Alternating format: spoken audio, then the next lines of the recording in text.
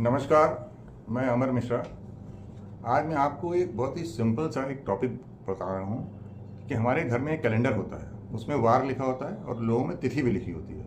अब हम लोगों को बहुत सारे ऐसे काम करने होते हैं, जैसे आज हमको कोई मीटिंग करने जानी है, आज हमको कहीं बाहर जाना है, आज हमको कोई गाड़ी परचेज करने जानी है, दुकान की ओपनिंग करनी है, घर में कोई पूजा है, घर में कोई संस्कार है, किसी भी चीज़ के लिए इवेंट करना हो। तो ये जो ऊपर चार्ट मैंने दिया हुआ है, इसमें दो तरह की कंडीशंस होती हैं। योग जो बनते हैं, एक बनते हैं वार और तिथि के साथ में, मतलब आज कौन सा दिन है और आज कौन सी तिथि है, इसके कॉम्बिनेशन से, जो कि नॉर्मल कोई भी आदमी इसको अपने कैलेंडर से देख करके बना सकता है।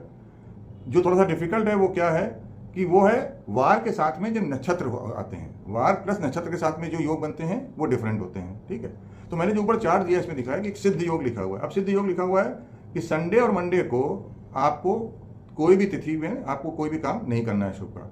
बाकी तिथियों में आप देख सकते हैं कि उस दिन ये वार हो, मान लेते जैसे एग्जाम्पल दिया है जैसे कि मंगलवार है, और मंगलवार को तिथि 3-8-13 हो, आप काम कर लीजिए।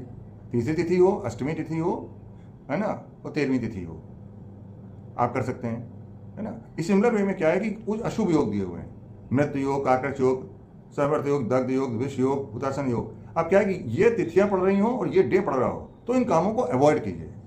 मतलब नीचे के जो पार्ट है जहां अशुभ योग लिखा हुआ है, उन डे और तिथि को अवॉइड करना है।